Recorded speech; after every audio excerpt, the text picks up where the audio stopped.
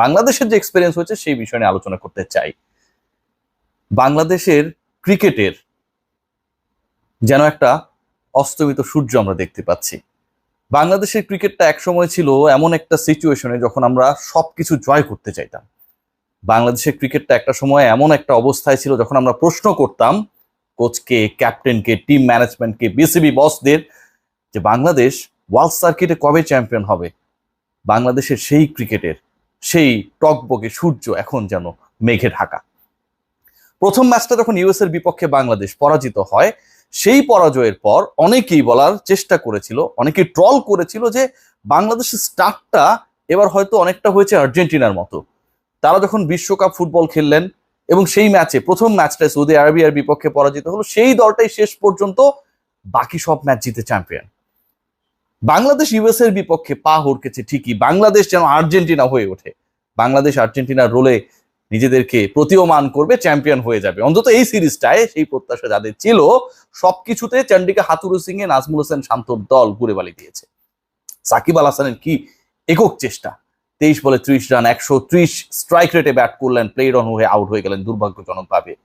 এই একমাত্র সাকিব আল হাসান ছাড়া বাংলাদেশ দল যেভাবে আজ ডুবেছে, বাংলাদেশ দলকে ডুবানোর ক্ষেত্রে যেভাবে ক্যাপ্টেন সামনে থেকে নেতৃত্ব দিয়েছেন, বাংলাদেশ দলকে ডুবানোর ক্ষেত্রে বিভিন্ন ফরম্যাটে বাংলাদেশে হেড কোচ যেভাবে দায়িত্বশীল ভূমিকা নিয়ে নেতৃত্ব দিয়ে যাচ্ছেন, এবং বাংলাদেশ ক্রিকেট বোর্ড এই বিতর্কিত কোচকে যেভাবে এখনো বহাল রেখেছে, এর থেকে দুঃখজনক আর কি হতে পারে। আমি আজকের ম্যাচের আলোচনায় আসবো, তার আগে কয়েকটা ব্যাপার আপনাদের সাথে শেয়ার করতে চাই।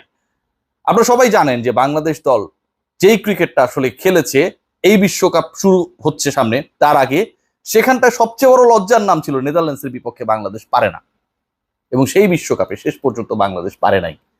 নেদারল্যান্ডসের বিপক্ষে 150 রান করতে না পারাটা যদি অঘটন হয়, ইউএস এর বিপক্ষে টানা 2 ম্যাচ হেরে সিরিজ হেরে যাওয়াটা আপনি কিভাবে ব্যাখ্যা করবেন?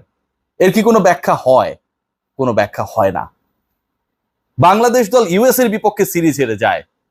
ইউএসএ যেই দলটা বাংলাদেশের আগে শুধুমাত্র আয়ারল্যান্ডের বিপক্ষে শক্তিশালী দল যদি আমরা বিবেচনা করি সিরিজ জিতেছিল, সেই দলের বিপক্ষে যখন বাংলাদেশ পরাজিত হয়, তখন আসলে এই পরাজয় ব্যাখ্যাতীত। নেদারল্যান্ডসের বিপক্ষে পরাজিত হওয়া, ওই সময় দলে বিশৃঙ্খলা তৈরি করা, কোচ যখন আরেকটা বিশ্বকাপ পর্যন্ত বহাল থাকে, তখন এই দলটার যে এই সিচুয়েশন হবে সেটা নিয়ে কোনো ধরনের সংশয় থাকে না।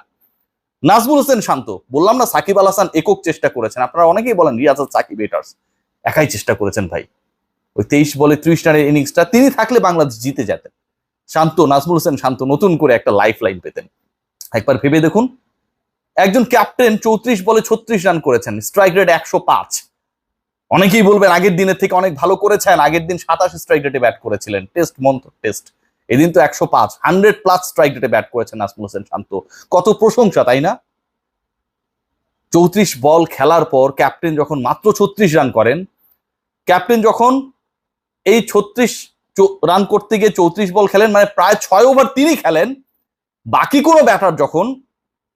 কোনো বাংলাদেশের ব্যাটার যখন 30 বলও খেলে নাই, 25 বলও খেলে নাই, নাজমুল হোসেন শান্ত যখন এতক্ষণ টিকে থাকার পরও 6 ওভার পর্যন্ত প্রায় খেলার পরও এককভাবে মাত্র 36 রান অ্যাড করেন, সেট হয়ে যাবার পরও, এর থেকে দুঃখজনক আর কি হতে পারে? আরো কিছুক্ষণ থাকলে স্ট্রাইক রেট আরো নিচে নামতো।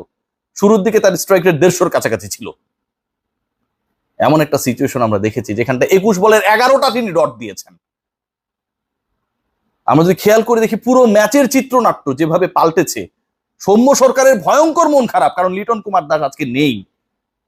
সৌম্য সরকারের ভয়ঙ্কর মন খারাপ, তিনি খেলতেই চাইলেন না, প্রথম বলেই ক্যাচ তুলে দিয়ে আউট হয়ে চলে গেলেন। বাংলাদেশ দল যারা ফর্মহীন, যারা ব্যর্থ, তাদেরকে ব্যাকআপ করার জন্য একটা মঞ্চে তৈরি হয়েছে ন্যাশনাল ক্রিকেট টিম। যখন আপনি একটা বিশ্ব মঞ্চে যাবেন, তার আগের সবশেষ প্রতিযোগিতামূলক সিরিজটায় ফর্মহীন ক্রিকেটারদেরকে ব্যাকআপ করার চেষ্টা করবেন, পরিকল্পনা করবেন, এবং তাদেরকে ব্যাকআপ করার জন্য ফর্মে ফেরানোর চেষ্টা করবেন, ঠিক তখন সেই দলের এই পারফরমেন্সটা ভাই খুব খুব খুব বেশি কাঙ্ক্ষিত। একবার ভেবে দেখুন, এই বাংলাদেশ দল 2015 ওয়ার্ল্ড কাপের আগে পরে কত সুন্দর একটা দল ছিল, পারিবারিক বন্ধন ছিল, মাশরাফি বিন মুর্তজা ছিলেন, সাকিব আল হাসান ছিলেন, তামিম ছিলেন, মুশফিক, রিয়াদ, সবাই তো ছিল, সব বড় বড় ক্রিকেটাররা ছিলেন। ধীরে ধীরে পুরো দলটাকে ক্ষয় করে দেওয়া হয়েছে, পুরো দলের যে মানসিকতা সেটাকে নষ্ট করে দেওয়া হয়েছে। দলের সাথে একজন টপ লেভেলের কেউ থাকেন না, কোনো টিম ডিরেক্টর নেই, কোনো সিলেক্টর নেই যারা একটু গিয়ে পুরো দলের সাথে কথা বলতে পারবেন। কোনো ক্রিকেটার যদি মেন্টালি ডাউন থাকেন, তাকে কিছুটা হলেও চাঙ্গা করার ক্ষেত্রে একটা বিগ রোল প্লে করবেন, সেই রোলটা প্লে করার জন্য কেউ নেই। ক্রিকেট বোর্ডের টাকার অভাব পড়েছে ভাই। বাংলাদেশ ক্রিকেট বোর্ড যারা চালান তারা সবসময় ব্যাকআপ করে গেছেন চন্ডিকা হাথুরু সিংকে। আজকে তার রেজাল্ট আমরা পাচ্ছি।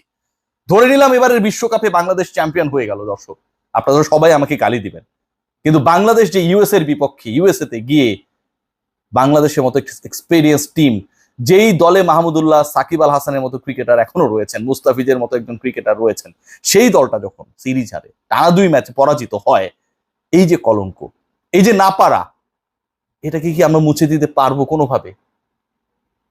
বাংলাদেশ ক্রিকেট অস্তমিত হচ্ছে, কিন্তু সেই ব্যাপার নিয়ে কারো কোনো ভাবনা নেই, কারো কোনো চিন্তা নেই। বাংলাদেশের ক্রিকেটকে কিভাবে ডেভেলপ করা যায় তার চেয়ে অনেক বেশি চিন্তা আমরা স্ট্রাকচারাল ডেভেলপমেন্ট কিভাবে করা যায় তা নিয়ে। একজন কোচকে আমরা ব্যাকআপ করি, জবাবদিহিতা ঊর্ধ্বে তিনি চলে যান। নাজমুল হোসেন শান্তকে 3 ফরম্যাটের ক্যাপ্টেন বানিয়ে দেওয়া হয়েছে, অথচ তিনি নিজে স্ট্রাগল করছেন অন্তত 2টি ফরম্যাটে রান করার ক্ষেত্রে। নাজমুল হোসেন শান্তকে ক্যাপ্টেন্সি দেওয়া হয়েছে, মেহেদী হাসান মিরাজকে ছেটে ফেলা হয়েছে, মোহাম্মদ সাইফুদ্দিনকে বাদ দেওয়ার ক্ষেত্রে যে ধরনের তথ্য উপস্থাপন করা হয়েছে, সবকিছু একটা ব্যাপারই প্রমাণ করে যে এখানটা আসলে ব্যক্তি পছন্দ কোনো ক্ষেত্রে সবকিছু ছাপিয়ে যায়। এবং যে কারণে আউট অফ নো হোয়ার আমরা অনেক সময় দেখি সৌম্য সরকার দলে ঢুকে গেছেন। ভালো করেছে, 169 করেছে, no doubt, but you have to maintain a process. আমরা কি কোনো প্রসেসে চলি? আমাদের কাছে সংখ্যাটা অনেক বড়, নাজমুল শান্তর কাছে আজকে সংখ্যাটা অনেক বড়, দলের হয়ে হাইয়েস্ট রান তিনি করেছেন, সংখ্যাটা তার কাছে অনেক বড়। পরের ম্যাচে বাদ পড়বো না, 20, 25, 30 রান করবো, সংখ্যাটা আমাদের কাছে অনেক বড়।